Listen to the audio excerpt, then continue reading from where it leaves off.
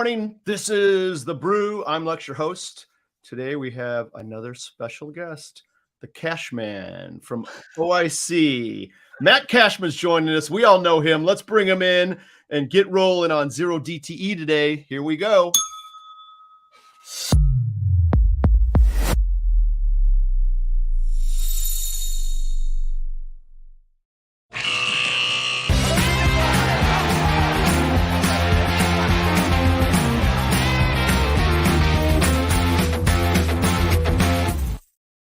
Bam. Hello, Matt.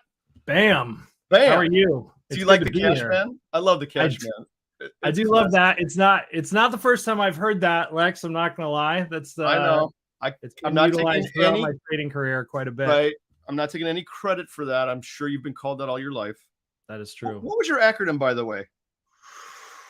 Like two of them.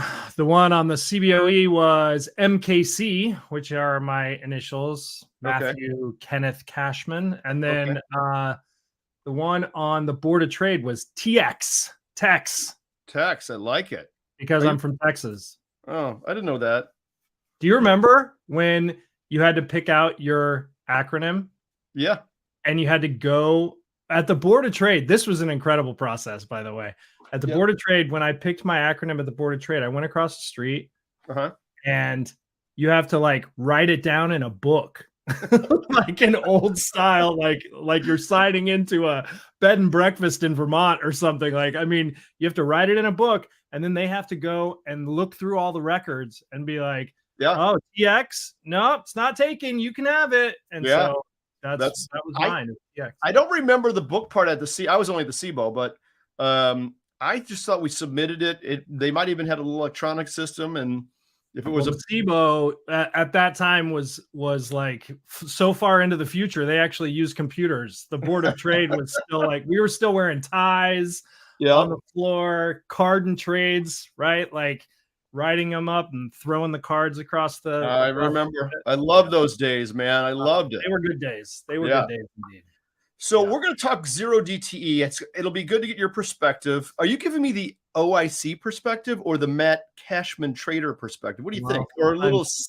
They're one and the same sometimes, and then sometimes they're not. But as far as today is concerned, we can talk offline, you and I, and you can get the full Matt Cashman perspective. But the OIC perspective, the OCC perspective, is what you're going to get today officially. I got it. Okay. All right. So you have to behave.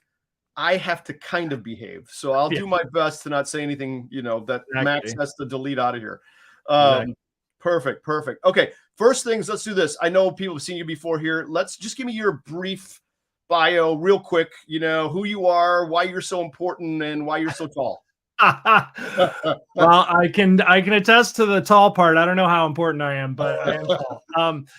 So I've been an options trader for about 25 years at this point. I started in 1999. I'm on the floor of the CBOE trading single stock options, equity options, and then moved to London and traded interest rate options there on Boon Bubble Shots, the German bonds, and on Euribor, and then came back to the United States and started an index options market making business with 3 other partners and ran that for about 10 years on the floor of the CBOE again. And we traded, we were market makers in all of the index products, made markets and options on indexes for about a decade, and then wound that down in probably 2015. And since then, I've been kind of bouncing around a little bit here and there, and I finally landed at OCC, where I think I've found a nice niche to be able to leverage all of my experience in trading and the educational aspect of what I love to do, which is teach people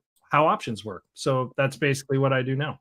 Cool. That's awesome. That's a good background. That's for darn sure. So you traded the OEX, the SPX, all the big daddies, right? Was VIX around when you were doing this? I can't remember. Was that for the last 6-7 years of our kind of run? We had someone trading in the VIX actively and maintained a pretty large VIX position against all of our other, index position. It was all part of the soup, as it were. Got it. Yeah. So you're familiar with, I mean, obviously we're going to talk about zero DTE, and it's, predominantly SPX, right? I think. Yeah. So you're familiar with, well, you and I are going to have the same take on this, right? So zero DTE, we have zero DTE. It's not a new thing. Yeah. Right. Tell us that perspective, because I see it in your notes here. When we first did it, we had zero DTE once a month. Then all of a sudden it kind of grew a little bit. But tell us about, the real definition of zero DTE. Right. I think it's important. Yeah. I mean, I think it's important, and in places to be able to kind of mold the narrative a little bit here as far as zero DTE is concerned, because there's a lot of chatter about it, and some of it can stray off into, the conspiracy world, the tinfoil hat wearing crowd, and some of it can be very fact-based. And that's where I try to kind of keep our narrative, right? Which is that zero DTE options are not any kind of new product. They're not any kind of newly listed, like no one came up with these in a lab somewhere. Every option has been listed for the entirety of listed options, has at one point in its life cycle been a zero DTE option, and that is the day that it expires, right? Every option gets to its last day. That option is technically a zero DTE option on that day. What has happened over the last probably decade or so is that the frequency of expiration has accelerated, right? We have more and more and more of these expiries. And so the narrative that exists where everyone is talking about the fact that, upwards of 30 or 40 or 50 or 60% of the volume in the SPX is in a zero DTE option is somewhat misplaced, because there's just more expirations happening on a frequency, right? The frequency of expiration is more frequent. And so it stands to reason that more of the volume is going to be centered in that weekly complex. And additionally, that's not a new thing. I can tell you, like when they first listed Friday expirations, Friday weeklies in 2005, about 30% of the volume was immediately almost a weekly option. Right. And so a lot of the narrative that I see particularly in the financial news area, is that so much of the percentage of the volume is being concentrated in weekly options. And the fact of the matter is that that's not anything new. And people like to really zero in on that, for lack of a better term, zero. Right. But it's nothing new. It's something that's always been happening since these options have started to increase the frequency of their expiration. Yeah. So the expirations prior to 2005 it was the third Friday of the month. They actually expired on the Saturday, quite frankly, I believe. Right. So you stopped trading on Friday, but you had a full day, not a full day. I shouldn't say that. To the next day to make an exercise decision, I believe. Well, don't forget, right? If we're talking about index options, we're not talking about equity options here. We're talking about index options. If you were trading in the SPX, you actually stopped trading on Thursday afternoon. Oh, because it was an AM, right? Yeah. And so the print, right? The AM print was what decided the actual print. And what that means is, for those uninitiated into that world, those options would stop trading, right, on Thursday. And you would have this position, you'd have this expiring position that would then be based on the actual, because they're cash settled options, would be then based on the print the next morning, which only can happen once all 500 stocks opened up. That's right. And so there's this huge kind of like, that's a big risk. That's what people call roll risk. Right. Because generally speaking, when you're trading a cash settled index, you have all these options that are worth cash that you don't exactly know where they're going to print yet. And against that, they have delta. And so you're holding deltas in the underlying future against them. But the next morning, when all of those things print to cash and they become a cash amount instead of a delta, you have all of these leftover deltas that are futures that haven't expired that you have to trade out of the next morning. Yeah. So that's called roll risk. Yeah. So that's a great point. And we've never talked about that issue actually on our show. So let's drill into it a little bit more, just so we're super clear on it. So what Matt's saying is Thursday night comes, you have all these option positions, let's say SPX, right? Yeah. Let's say you're short a bunch of in the money calls. Yep, short a bunch of in the money calls. Those are, let's call them 100 delta. I'm assuming they're deep enough, whatever. So you got short 100 deltas, but come tomorrow, even if they still expire in the money, you lose those 100 deltas. They're gone. Correct. Right? So Correct. You need to now do something. If you had futures against that position, you need to do something to replace those deltas because they magically disappear. You get cash removed or get cash in your account, but the deltas go away. They're gone. Sure. The option deltas. I'm sorry, the option deltas. That's right. So unlike a stock, an equity, where when it expires, you're going to get that 100 deltas, whether you like it or not, in stock if you haven't rolled it. So you have something that's going to come to you, right? After that. This case with SPX, with these AM settlements, or even PM for that matter, you don't have those deltas anymore in the options, right? That is correct. And so the way that I like to explain it is if I'm short calls and long futures and those calls turn into cash the next day, the futures are still in my account. So I'm still long futures. So there's a couple of different ways that you can trade against that, right? But whatever you do has to theoretically have some sort of short delta exposure to replicate the short delta that the calls were before they turned into cash. So what can you do if you need short delta? You can sell calls, you can buy puts, or you can sell out the futures that you owned. Yeah.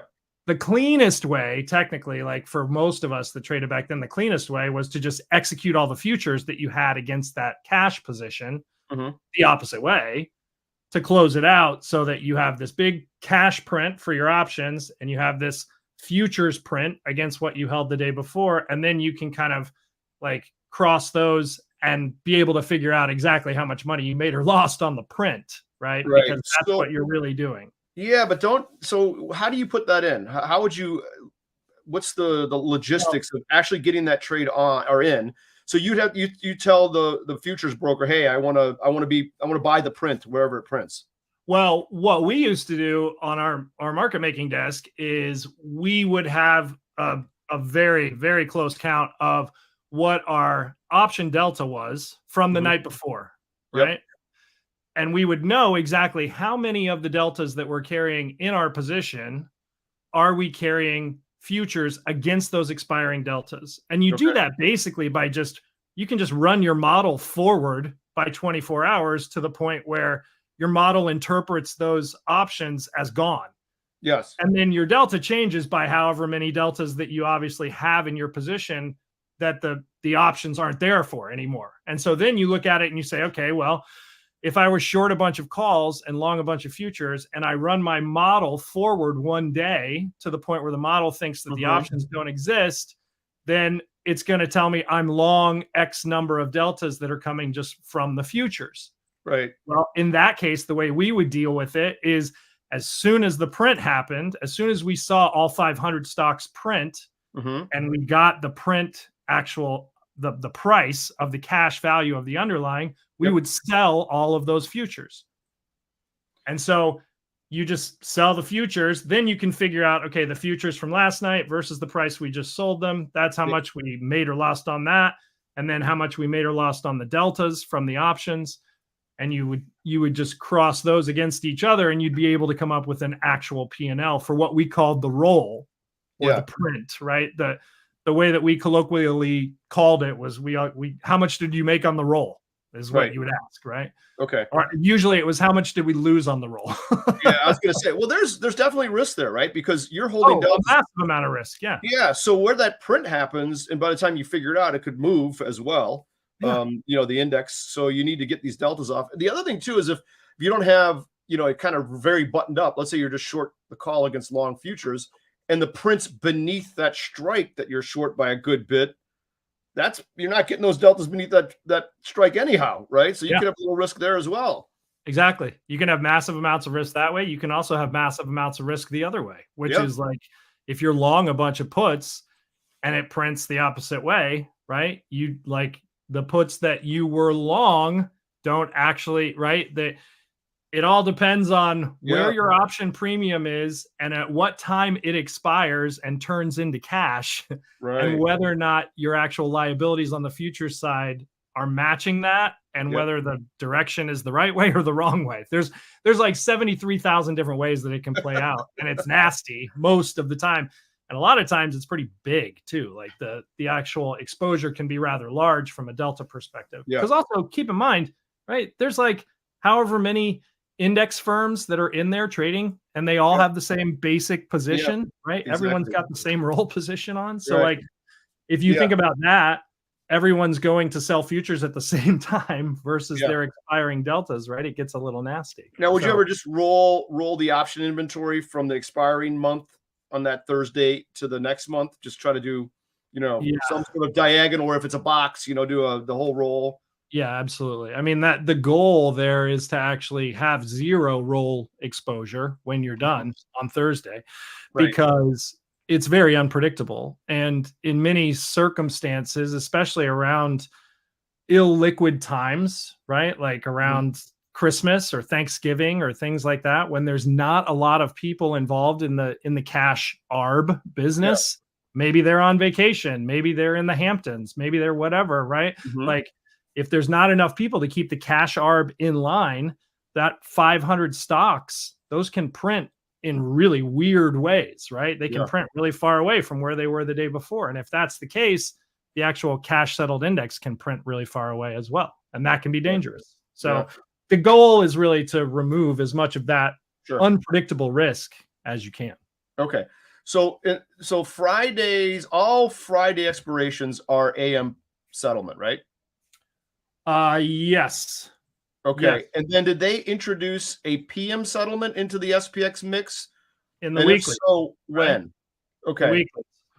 So all of these weeklies are PM settled. Okay. So anything that's not a Friday is a PM settle. Well, there are Friday weeklies, right? The AMs are quarterlies and the regular expiries. I did not know that. I mean, I didn't remember that, I should say. So that's right. So quarterly and regular third Friday of the month are AM. Everything else is PM. Everything else is PM. Right. How confusing. I mean, it's one of those things. Already. Yeah, it's very confusing. The reason why it's confusing, to be honest with you, is because no one ever designed these products with any of this in mind. Right? They just kind of like, as the products started to trade, if you think about it, the SPX volume came kind of organically over time, and no one like went through and designed the product with the intention of doing what it has become at the beginning. It just kind of, that's the way these exchanges generally work, is they kind of like just follow the volume, right? They follow the volume as to where, when people request volume, when people request products or certain strikes in products or months in products, they respond to it by either figuring out whether or not it's in their financial best interest to list them, or they, tell their customers, we can't list those right now, but we'll put it on our radar and maybe we'll list them later. And so what ends up happening is you get these products that over time kind of have a patchwork kind of vibe to them. And the SPX happens to be one of those. Yeah, I mean, talk about you want to talk about the one that had the most patchwork vibe of all is the OEX. The OEX was the S&P 100 options. It didn't even have an underlying, right? That's right. We had to trade SPX futures, a 1.5 against the OEX deltas. So you had like the OEX was the top 100 stocks, and you traded options against that. But against that, your delta exposure was hedged by S&P 500 options, or S&P 500 deltas in futures or in whatever. Yep. So we had that exposure, what you called the 1.5, which was like the OEX delta versus the SPX underlying. Right. Interesting. Yeah. So when did the exchanges, they had Fridays, then they went to weekly Fridays. What was next? What happened next? What was the next day to be listed? Yeah. So in 2005, they listed weekly Fridays. Got it. Okay. Then they traded those for a very long time. And I remember in 05 when they listed it, we were trading in the S&Ps, and everyone in the market making community was like, oh man, this is like such a pain, because we had to make markets in it. They weren't terribly liquid at first. And then all of a sudden everyone started trading them, you know? Yeah. And so what you get is this big volume kind of migration into the weekly side of things. And like I said, right, the exchange responds by saying, well, this is where all the volume is. So, and people start asking, well, we have Fridays. How about Wednesdays? And so they respond by saying, okay, 2016 rolls around, they list Wednesdays. Wow. So now you have Wednesdays and Fridays. Yep. Right. Then later that year in 2016, they list Mondays.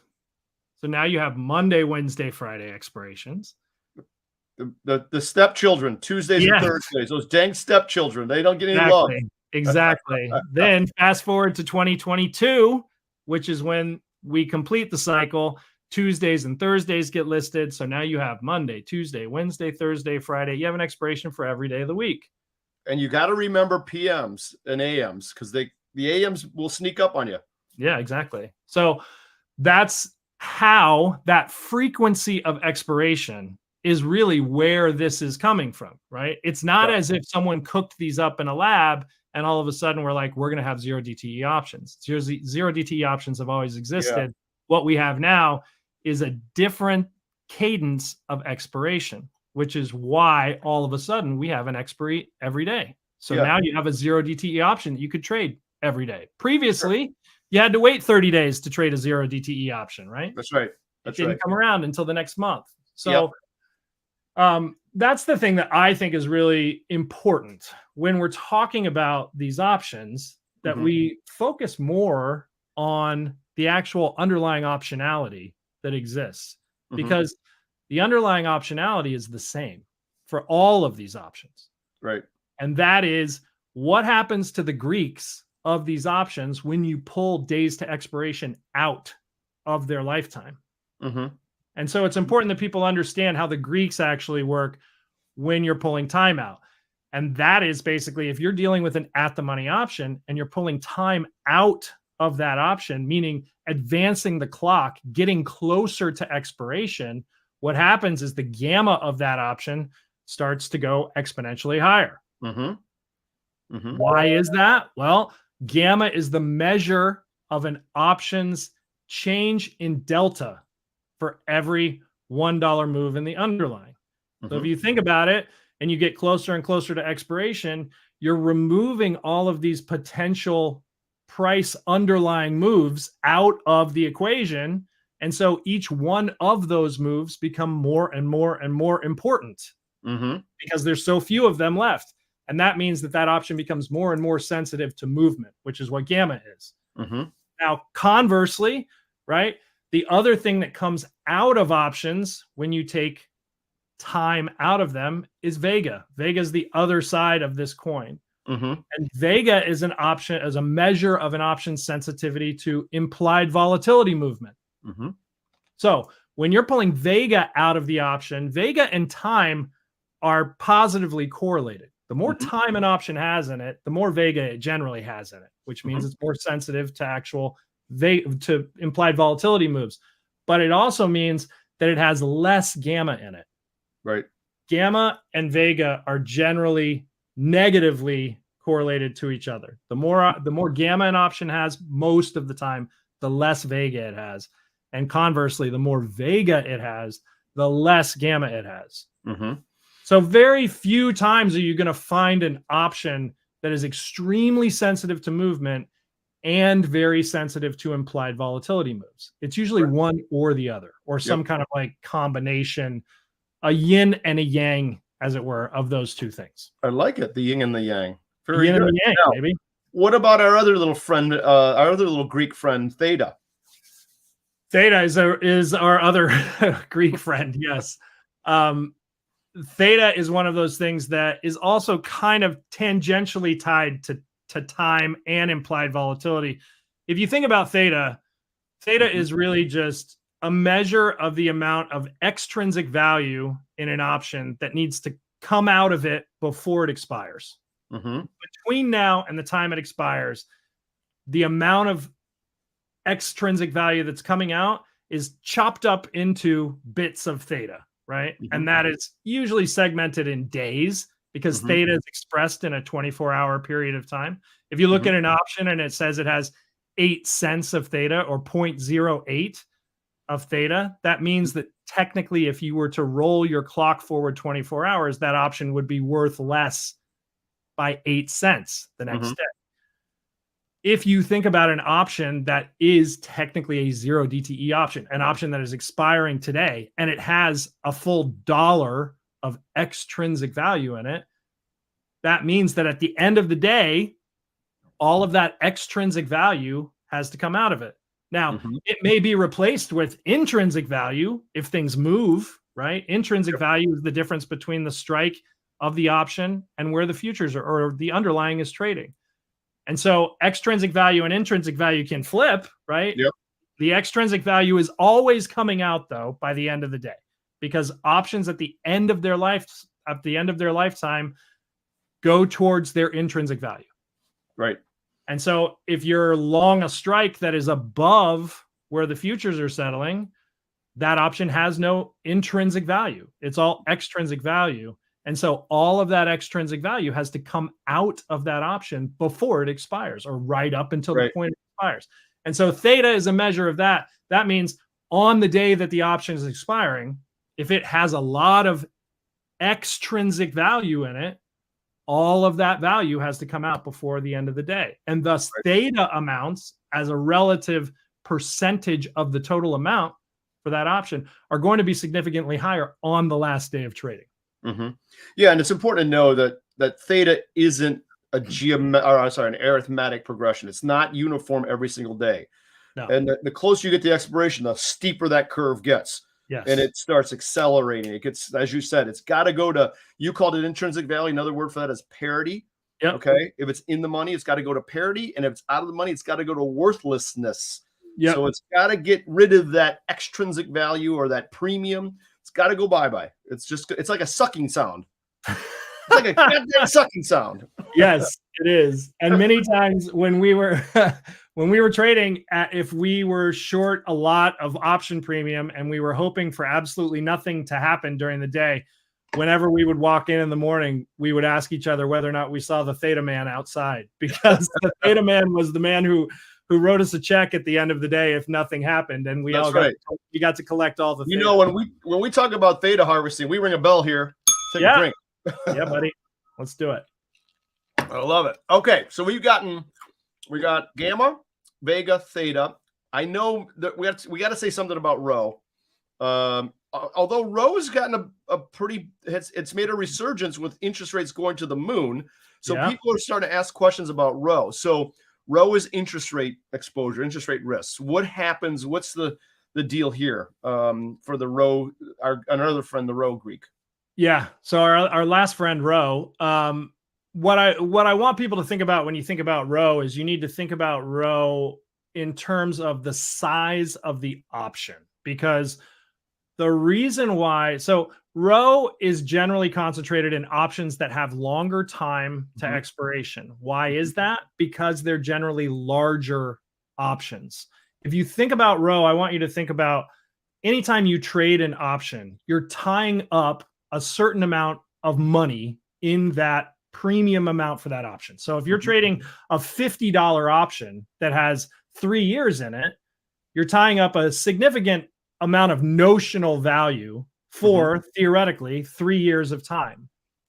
And because of that, that option is more sensitive to the movements of interest rates over that period of time, because think about it as a big block of premium or a big block of cash that you're just laying to the side. It's just as if you had taken a big block of cash and put it into an interest-bearing account somewhere in a bank, right? You have to think about it in those terms when you're thinking about it in terms of like, how much rho does this option have?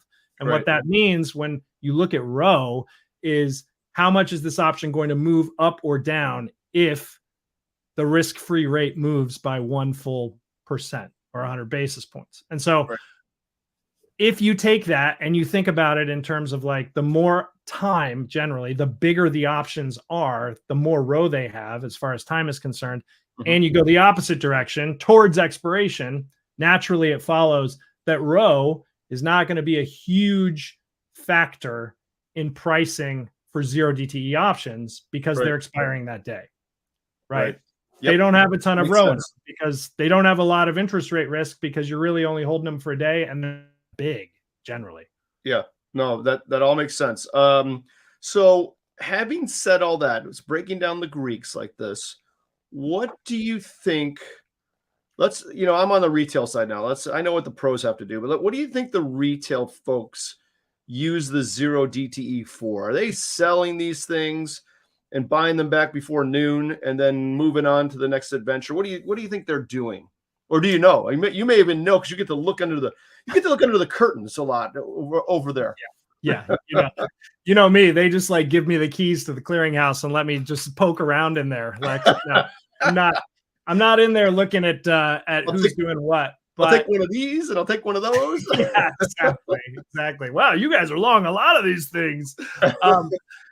What I think, to be honest with you, I think there's been some good reporting done on this, and some good, like, people are in there digging around and trying to figure out what's going on beneath the hood. Ultimately, I don't think that people are going to be able to understand exactly how this is playing out, because so much of the reporting that's been done on it thus far, and kind of the forensic like reporting that people are trying to do to figure out whether or not, like, are the retail traders buying them in the morning and selling them at noon? Are they doing what they're doing is they're trying to figure it out. A lot of these people are doing it based on lot size, based on like how big the trades are.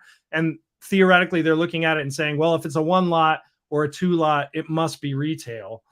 And the answer to that is like, that's a horrible way to look at it, because I can't tell you the number of times as a trader I traded a 2,000 lot 2 at a time, right? Like an iceberg order will get you filled 2 at a time until you get to a 2,000 lot, right? And it shows up as like 100 different 2 lots, right? Like that's, so that's not the best way to look at it. But I do think that some of the people that have done some good reporting on this have a little bit of evidence to the fact that the retail side of it are generally buyers of these options, and that the market making community, generally speaking, are sellers of these options, especially in the mornings.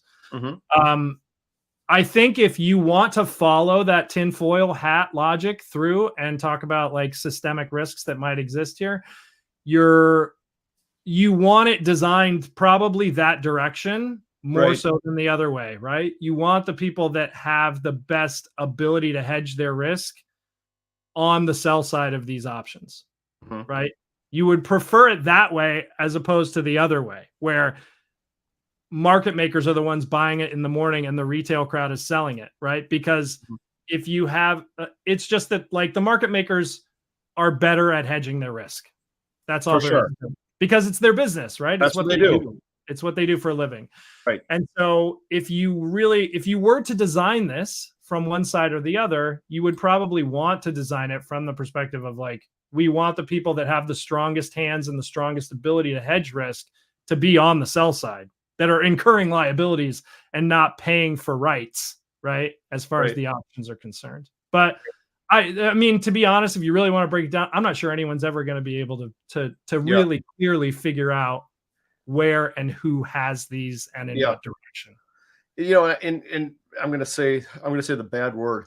Well, I don't know how bad it is, but we have interesting platforms that have bots that do this automatically. Oh yeah. And I think, you know, it depends on what the strategy is, because it might not just be a long call, short call kind of a strategy. It could be an iron condor for that matter. Who knows? But they use these bots because of that 0 DTE. I think they do it to try to harvest some theta. But they make the machine do the work, which is vital in this instance, because they're going to mess it up anyway if they don't let the machine do the work.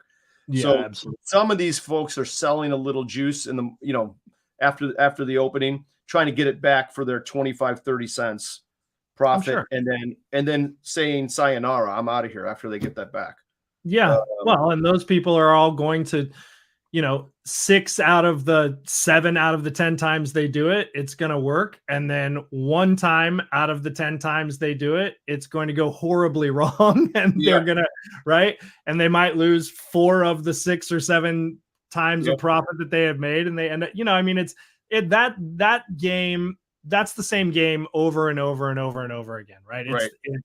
It's how you, from a trading perspective, understand your own proclivities and your own ability to manage risk in that regard, as far as the iterations of the amount of times you do it. Sure. From my perspective, right, from the educator's perspective, that's me, right? I'm the guy who has to theoretically teach people how these things work. My message is learn how the actual underlying optionality works, as far as how do the Greeks respond to time coming out of the options, and then go in and utilize that knowledge to be able to figure out whether or not these options in their particular, like setup as it is right now, or where vol is right now, or where the underlying is right now, figure out whether or not these options are right and are aligned with your investment goals, and then utilize all that knowledge you have to make decisions about trading them, and hopefully make better decisions about whether or not you want to trade them. The one thing that I don't want to happen is for people to not be educated about how they work, walk in, trade a bunch of 0 DTE options, have some sort of like asymmetric outcome, whether it's positive or negative, and then walk out and say either I'm a genius or say the whole market's rigged and I never want to use them again, right? That's like the worst case scenario for everyone involved. Not only the options, the options ecosystem in general, but the person who's trading them as well, right? I mean, I think it's important. That's part of the reason why I do what I do, is I want people to understand how the actual basics of the optionality works, so that they can make better decisions based on what these options are. Because, right, they're complicated, but they don't have to be scary, right? Like, they are complicated, but as long as you understand the basics of the optionality, you can make really educated decisions about when and if they line up and align with what you're looking to do. Sure. Yeah, I would say that, in the day when you and I were on the floor, I liked expiration day. I think as a professional trader, I liked it. But don't forget, you and I got to buy our bid and sell our offer. Yeah, that's right. And put a hedge on in between.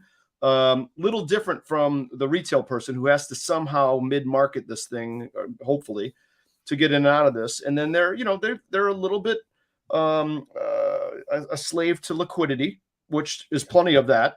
That's okay. But you never know in a very volatile situation what happens to liquidity, even in these things. And all of a sudden some news comes out unexpectedly. We have a pretty interesting war going on over in the Middle East. Who knows what happens, with one of these things, and all of a sudden the market drops, 3%, you're going to be, whew, that one hurt. Yeah, for sure. Well, and that's the comment that I made before is when you're talking about people that trade many, many different iterations of this through like iron condors and do it with a robot, right? With a bot that does it for them, you're going to end up with, a lot of circumstances where you're gonna, like, you need to manage that risk, right? That's the risk you have to manage, among all kinds of other risk. But like, that's the real, when you want to talk about systemic risk, that's the systemic risk to your own account. Right. Like if something like that happens, and then all of a sudden, right, these are cash settled index options, and they're just like, poof, you get one price iteration on this, one price settlement iteration, and that's it. That's important, right? It's important to keep that in mind, keep that risk in mind, but also to keep, the underlying optionality in mind. And the way I see it is like, the more you know about underlying optionality, the better off you are as far as trading in general, but really as far as trading these options. Right. No, I agree with all that. That's important stuff. Time for one more little quick question here, and then we should probably cut it. There have been a lot of, I'll call them white papers for lack of a better term, on the 0 DTE effect. And I'm just going to call it that. I kind of made that up. And what I mean by that is some white papers claim that these things can cause greater volatility in the marketplace, and others argue the exact opposite. And then some are in the middle that does it's a non-event either way. Do you fall down in any of those places anywhere, or not really? Have you not thought about it? I read all of them, Yeah. and I can say that I'm equally as swayed by all of the logic in all possible directions, which ultimately leads me to the conclusion that I've made, which is just that, like, I'm not so sure that these are any different than anything else. Yeah. And that means that I don't know whether or not we're going to have an event that actually makes things move in a way where it's obvious that things are like the expiring option position is what is pushing this. Yep. And I'm not sure that you're ever going to be able to put your finger on like, that's what caused this. And that's coming from someone who I traded SPX options all the way through 2008, right? Like, talk about volatile times. Those were, those days were completely bananas. And there were never times where when things like that happen, when there's that much volatility in a situation like that, there's so many different things going on under the hood as far as options are concerned, that it's going to be pretty hard for anyone to forensically go back and be like, this is what caused it. And so again, it just speaks to the same logic that I've been using throughout this whole process, which is learn how the options work, right? And like, and cover your own, cover your own risk in that way, and use these options for what they're best at, which is like, they provide incredible amounts of flexibility as far as where and when you hedge. And that's the reason why people wanted them in the first place, right? That if you ask the CBOE is going to tell you all of our, end users have been bugging us about the different flexibility with which they can hedge their portfolio. And this is just a response to our customers asking for flexibility. And they're right. In a lot of ways, they're right? This is the ultimate in flexibility. And soon, I mean, who knows? Maybe soon we'll get to hourlies, I mean. Oh my God, don't say that. Well, I mean, why wouldn't it once you show that the actual system can handle this robust amount of expiries, I'm not sure that like the direction isn't just more and more and more and more and more, right? I mean, like, if you want flexibility, here's flexibility, but it obviously, that's a ways down the road, and there's a lot of roadblocks in between here and there, and probably lots of swerves that are going to happen as well. But like, that's kind of defined outcomes are what people want. So I know. I get it. God, that's overwhelming. I always think from the market maker side, on this stuff. And the only thing I'd say about these zero DTEs relative to volatility of the marketplace, let's say, is if the market maker community gets short a lot of gamma from these for whatever reason, and something happens and they have to hedge that negative gamma cluster that they're going to push the hell out of, they're all going to have the same position on, right? That's the only thing I can think of that would cause them. But it's going to stop fairly soon, because it's got to be clustered around certain strikes in these zero DTEs, and it's not way out there at 4,200, or it's probably right around the at the monies on these things generally. And once it gets beyond that, they're going to be fully hedged, and it's going to stop unless there's horrible news. Yes, and also, right, I think that speaks also to the point that I made earlier, which is if you had to design it one way or the other, who would you rather have on the short side of these trades? Well, you'd rather have the market maker on the short side of the trade, sure, right? Because at least they're practiced and adept at hedging, and have at their disposal 36 different ways to hedge delta, right? Do you want to buy SPOOs? Do you want to buy NASDAQ? Do you want to buy Russell? Do you want to buy, I mean, like, there's all kinds of ways you can hedge, all risk exposure like that. And so you'd much rather have someone that has all of those things at their disposal, hedging those kinds of, systemic problems, than someone who's like, oh my God, what do I do? Right? Like, it's the first time I've ever traded these and I sold 1,000 of them instead of 10. Right? I mean, like, so that's my point in that regard. And, no, that's good. Yep. So I get it. All right, good. Yeah, so man. That's all good stuff, Matt. I appreciate it. So next time, what do you think we're going to talk about? No pressure. I mean, you could say we're going to talk about the Cubs, or we're going to talk about how bad the Bears are. I don't care, but I don't really want to talk about the Cubs or the Bears, to be honest with you. Okay, let's not talk about that. Here's what I'm thinking for us. Let's try to talk about some of the misconceptions about trading, or some of the things that get you into, maybe trouble. I don't know if you can go down that path. We're not going to give advice, but some of the things that I see on the retail side, that some of these retail folks make the mistake of repeating this bad habit. And I don't have an example yet, but there are bad habits. I love it. So I want to do something like that. You think we can handle that? Yeah, we can handle that. I think what's going to happen is you're going to have to call them bad habits, and then I'm going to have to comment on how people might be able to think about different ways to do it, because I can't call them bad habits. Oh, you're not allowed to. So you've got to be Mr. Nice Guy, don't you? I have to. I walk the line, Lex. I walk the line. I'm like Johnny Cash. I gotcha. I walk the line. I can't, no investment advice. None of this is investment advice. No. We can't do that. So we're not doing that at all. 100%. I always say what I would do in this situation is this. Exactly. Yes. What I did once before was That's this. Right. That's right. Great. So I always say at the end of these things, if you like this kind of content, make sure you go to Options Brew TV, subscribe, give us a like, ask Matt a few thousand questions. He has nothing to do all week, I promise. Yeah.